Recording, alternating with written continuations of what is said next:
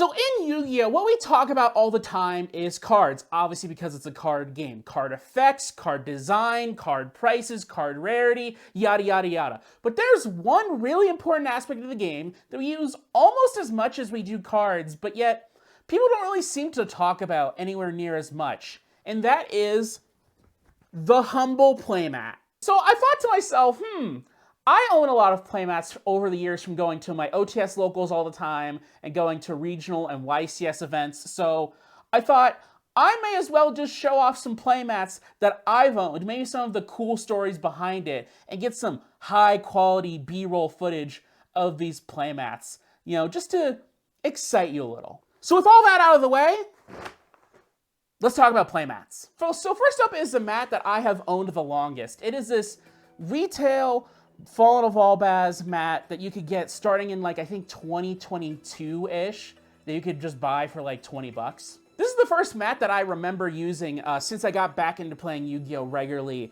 in 2021. And so I have a very specific kind of attachment to it. It's obviously also branded related. I'm a huge branded fan, if you could tell. I remember bringing this mat all the time to the first locals I went to, which is not the one that I go to now, and just playing on this thing all the time. So it really has a strong association for me with that 2022 era of the game. There are other mats that I do like better than this. So I've kind of just retired it, quote unquote, down to being a desk pad for the keyboard on my desktop computer, which I think a lot of these mats actually kind of work surprisingly well as desk pads for anybody who is a little bit of a crossover with my PC gaming audience out there. So next up is this Dark Magician Girl mat that I ended up getting, I think, 2023 or 2024 or something like that. And the only reason I ended up buying this mat is because I forgot my mat on the way to a regionals. This is probably my least favorite mat I own, not necessarily because I think the design's bad or anything. It's just I'm not a big fan of the Dark Magician Girl stuff, to be honest. And there's other mats that I prefer way more. It's certainly my least favorite. Now here we get to my favorite personal mat of all time, the 250th YCS mat given out at YCS Los Angeles, the 250th in 2023. There's a lot of reasons why I like this mat. One of them being historical significance, being the 250th YCS and all. Even though I went to the event and I got it, I didn't perform super well, but still, I get to be a little bit a part of Yu-Gi-Oh's history. I also really like the design of this one a ton. You have all the different monsters from eras across the game's history. You have all the different dates and kind of these circles. You got a huge variety of colors, and none of them really feel like they clash, despite just directly being the monster artwork. I don't know how they made this mat so good, but just so pretty to look at. Also at that same YCS, I ended up acquiring this Jaden Speed Duel mat as well. I don't know if you can tell based on the fringing of the top of this mat, but this is my current daily driver right now. I just really like the design and everything. I was a super huge fan of GX as a child, specifically Jaden and the Elemental Heroes. And so owning this mat would have been a dream come true for kid me.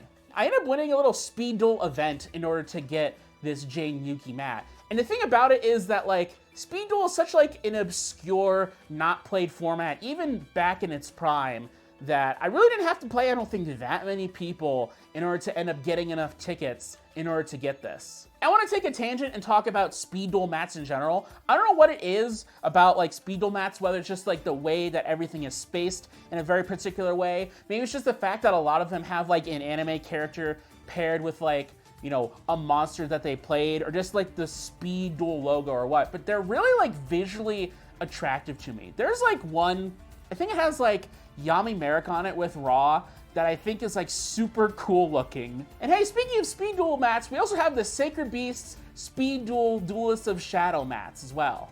I ended up getting these mats, not necessarily because I was the best player or anything, but because nobody wanted to play Speed Duel. There were so few people that wanted to play Speed Duel for these mats. I think the 2 weekends that they were hosting this event, I think one of them I maybe played a couple people, ended up winning this mat via raffle. And I think the next weekend, I think they just gave the other one away, which is okay. Probably what I'm going to end up doing with these Speed Duel mats is probably going to end up buying a double mat holder that I'm going to start bringing to locals. I'll take like whatever mat I feel like playing with that day and then one of these, and then just having it so I can lend one of these out to somebody else if they ended up forgetting their mat or something. I think that's probably maybe the best use of these mats. Now here's a mat that I haven't gotten around to using quite yet, so it looks super pristine, and that's this Duelist Nexus mat. Now the thing is that I remember back when Duelist Nexus came out, I was like super duper into the whole like Synchron deck at the time, and so I really, really badly wanted this mat, but my OTS is super competitive, and you know, somebody else ended up winning the mat anyways, but I ended up getting this like years later, like I think literally in 2025. They just like raffled this mat off, and so they ended up giving it to me just to like get rid of it, I guess. Now this is my most recent YCS mat acquisition. It's this Crimson King structure deck mat that I ended up getting with the few tickets that I did end up getting.